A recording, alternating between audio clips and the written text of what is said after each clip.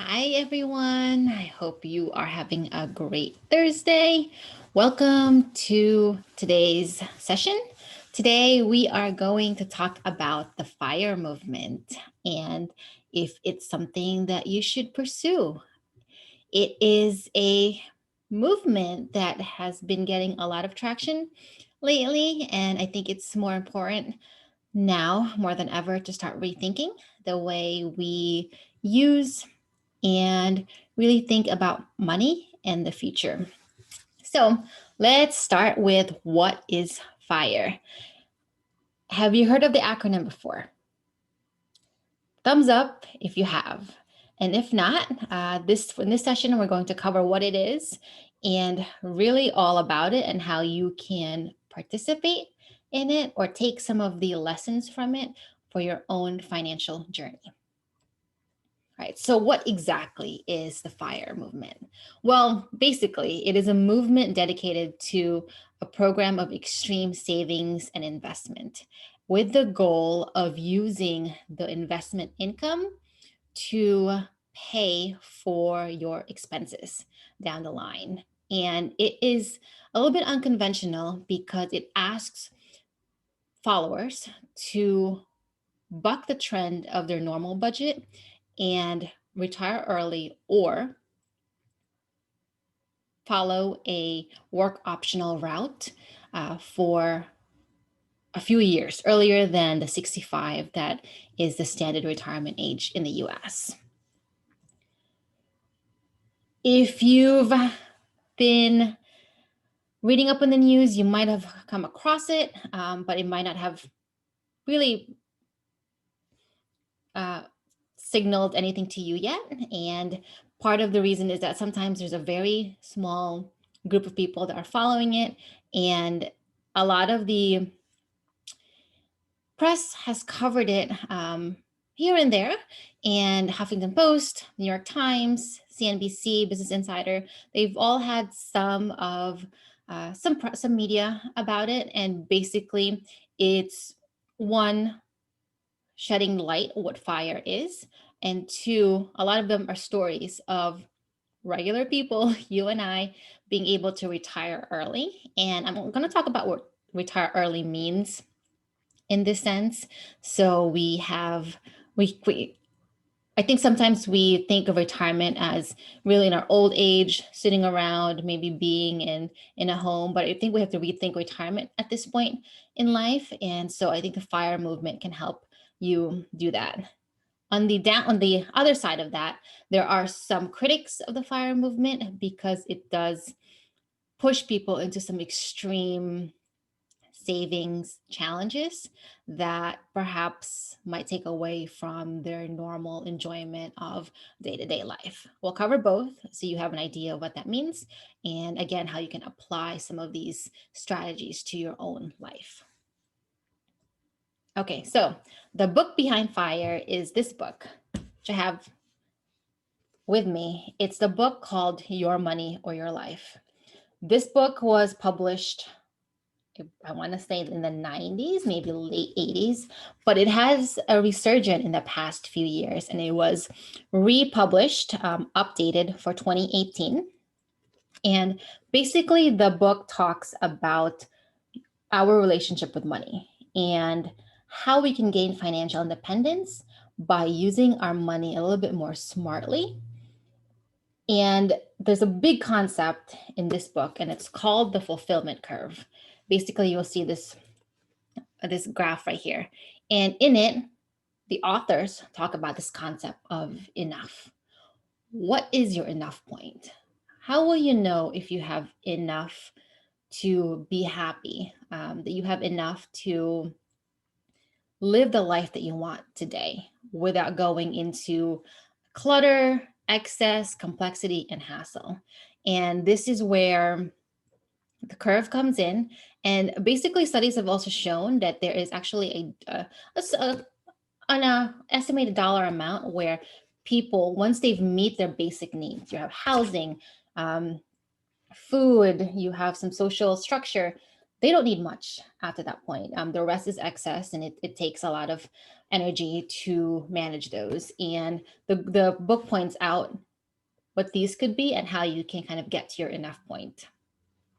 In the book too, there's a lot of exercises the book goes you through, including some of your basics of like looking at your budget, figuring out where are you spending your money and is that right?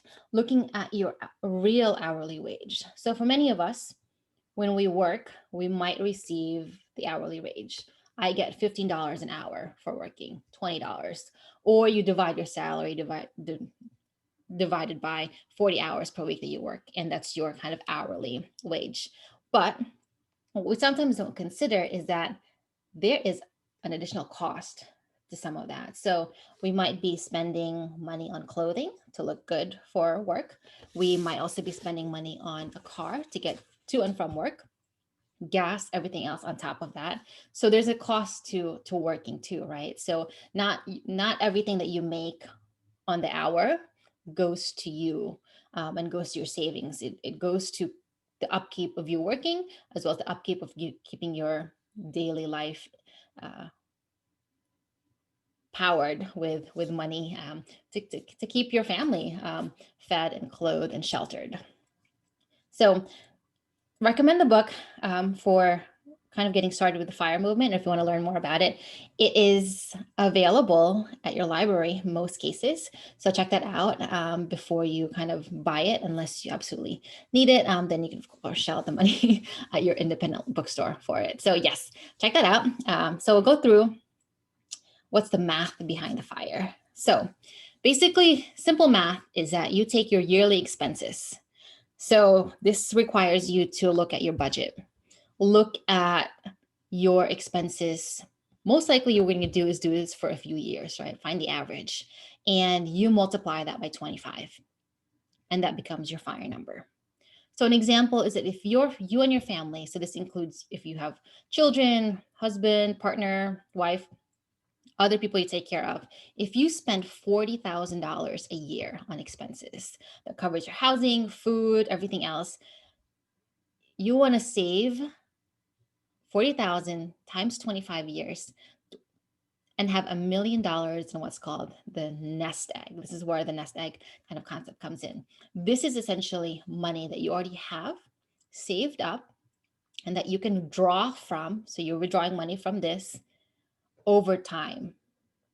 And the goal, this is a concept of the 4% withdrawal rate, which allows you to withdraw from the nest egg and still have enough down the road. So most in the FIRE movement, this money is mostly invested. And the investment returns are fairly like typical average long-term stock market, maybe 10%. And what this allows you to do is having the $1 million already intact. You invest it, it means it keeps growing. And then while you're withdrawing it, it doesn't draw down the money completely. It continues to grow because you still have some of it there. And of course, the FIRE number changes over time, depending on your goals. And if you have large expenses, say you live in a large area, you have a large family, you have a large home, that number increases over time, right? So you have to figure that out. And many people use their FIRE number as their goal, as their destination to retiring early. The key goal in the FIRE movement is that once you hit your FIRE number, you want to be at the point where the income from those investments, whether it's dividends, capital gains, however that shapes out to be, or maybe like extra other passive income from rental units, is enough to pay for your yearly expenses. So that's the goal. You want to keep at the point where your monthly income is enough to cover your monthly expenses. And that's where you reach essentially FIRE, where you don't have to work at that point in time. You can use the money from your investments and earnings to pay for your living costs today. All right, so how do you get your FIRE number? So $1 million seems like a lot. Yes, it is.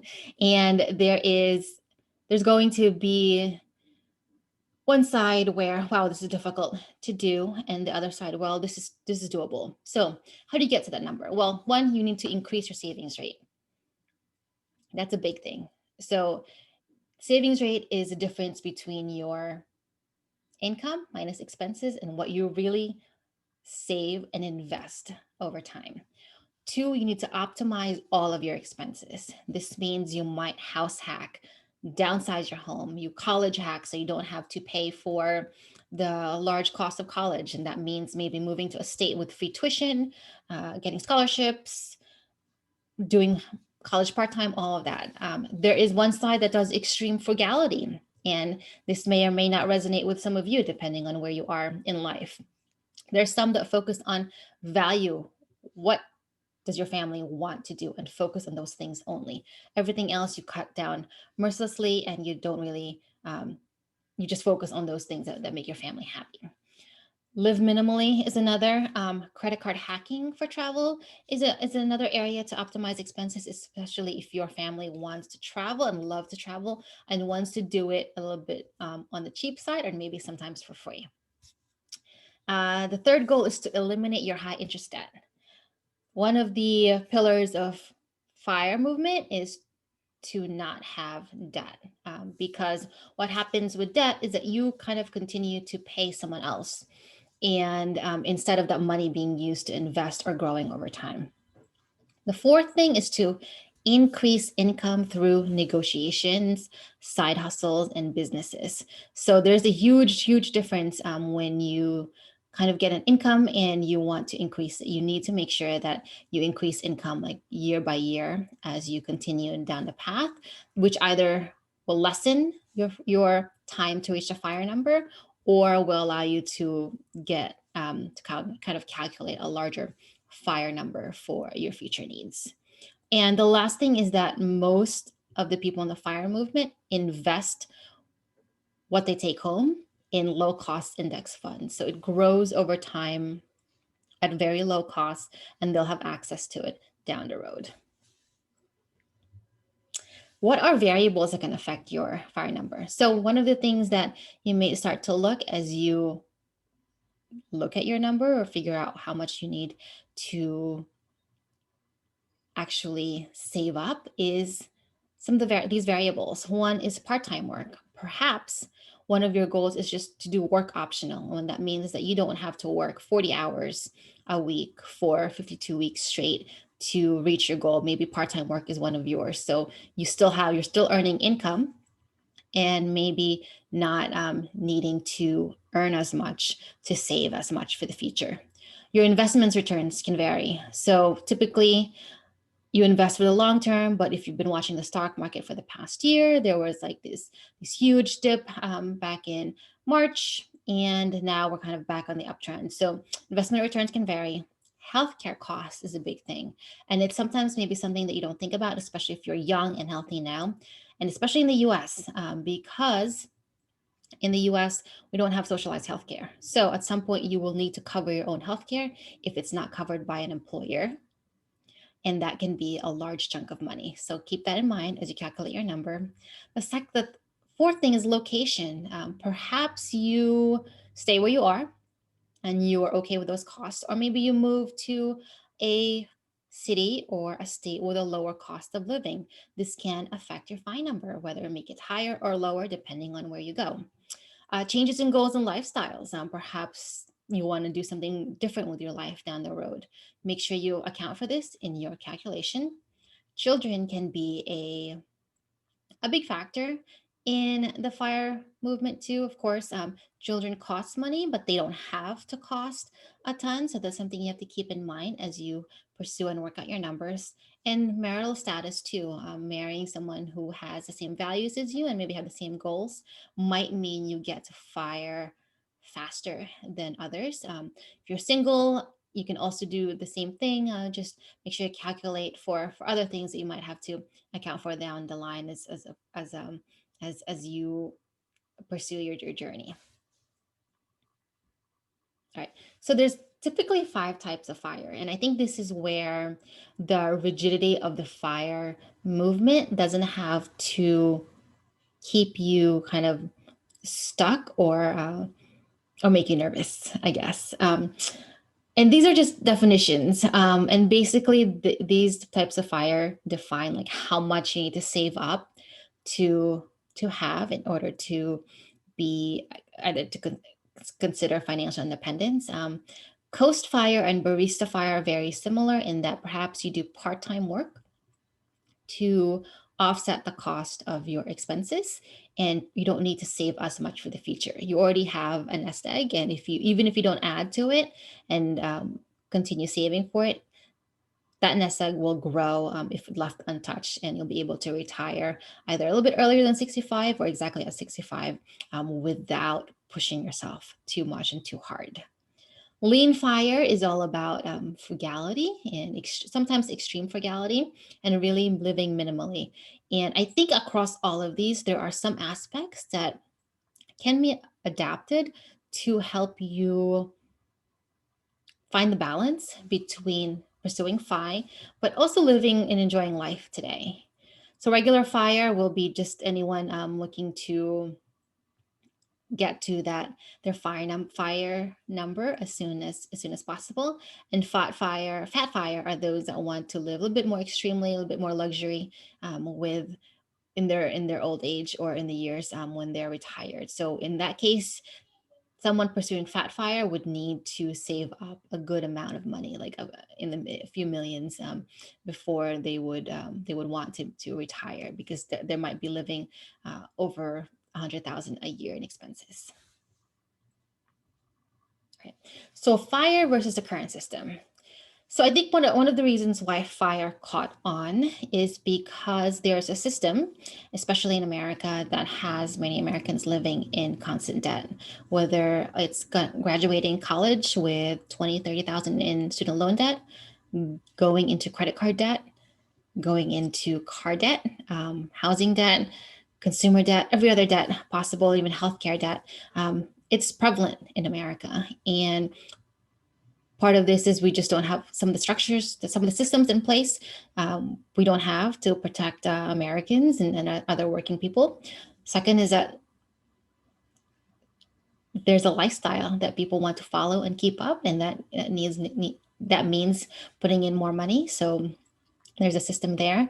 There is also a lack of financial education, where we don't necessarily teach people the importance of saving, budgeting, and investing for the future.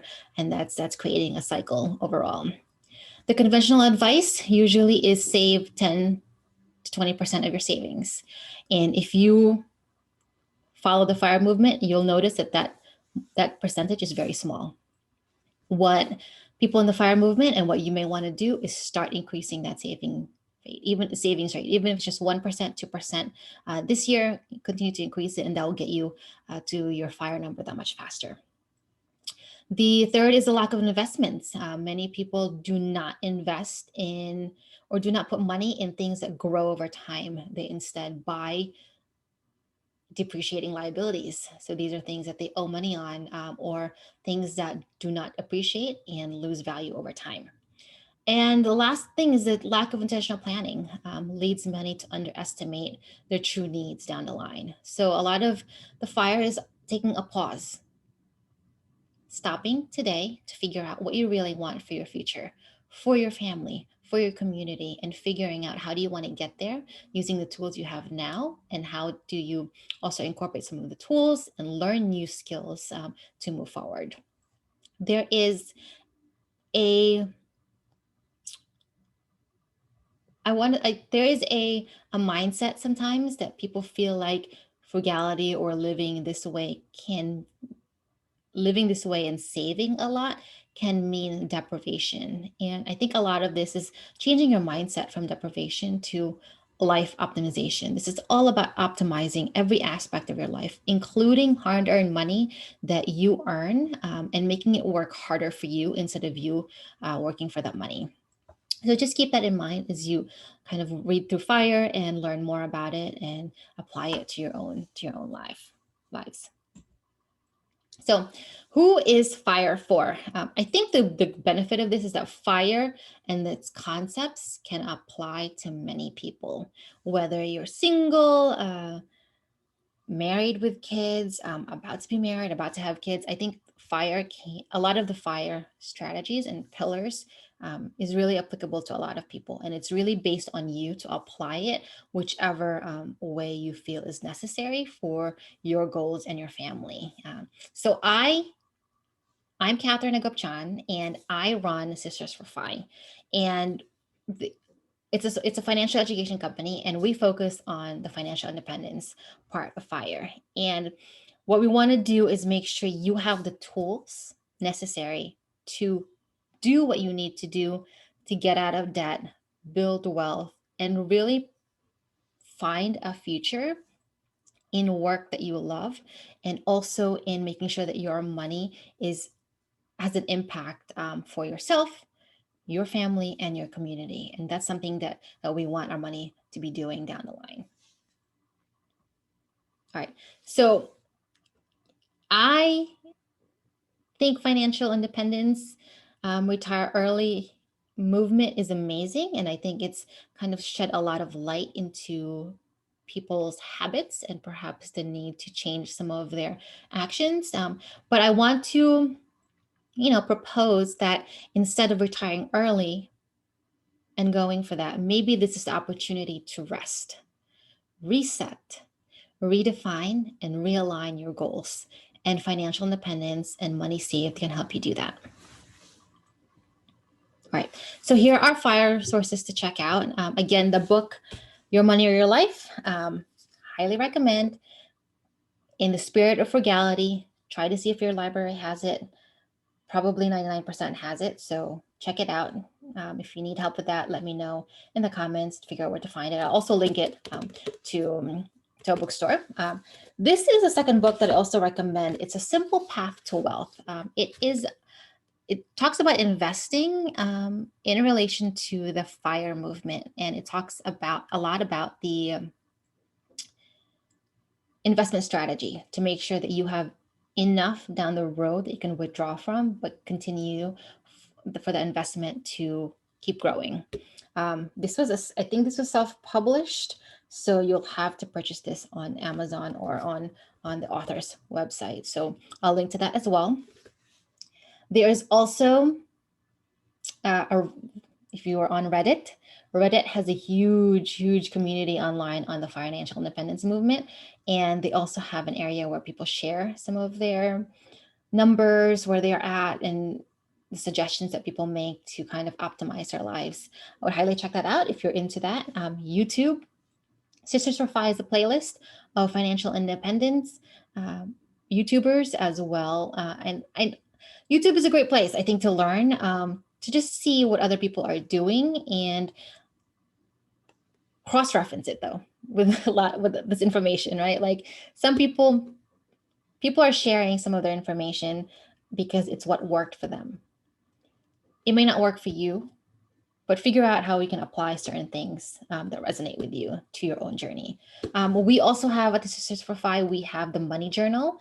It is a journal that we created, and it provides you some activities and action guides and planners to help you with your financial journey. So that's available at sistersforfi.com too, and I'll link that below. And lastly, maybe some action items if you're interested in this. Again, learn more about the FIRE movement. This is another strategy for ensuring you are saving as much as you can, budgeting properly, optimizing life and your money, saving enough, not only for retirement down the line, but for those times when you need to take a break. We need to reset, realign, and redefine your goals. Figure out why you want to pursue FIRE. What is it? Is it because you want to spend time with family? Is it because you want to pursue a different passion, a different project? Is it because you want to travel the world? Or is it because you just need a break? Sometimes you just need that, and we need the money to do that. Again, grab the book from the library. There is, in the book I mentioned, there's a calculation for your hourly wage. Highly recommend to do that. I think if you go on the website too, there is the calculator too that you can just access on there too. So you figure out, like, if you are earning X amount, like say you earn $20 on your paycheck, but you're spending all these other costs to work, how much is your real hourly wage in the end?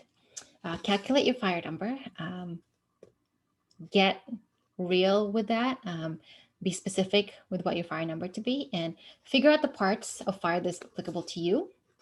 And of course, optimize, optimize, optimize. And then once you do that, focus on what's good on your life too. A lot of this is really being intentional and figuring out, I want to do X, Y, Z more, and I don't have to do ABC, and choosing to make that decision. Big thing too is to make sure you stay healthy, because healthcare costs a lot. Try to pursue happiness, get your mental health, physical health, learn new skills, and of course, give back. Okay, let me see if there's any questions, and then I will wrap up.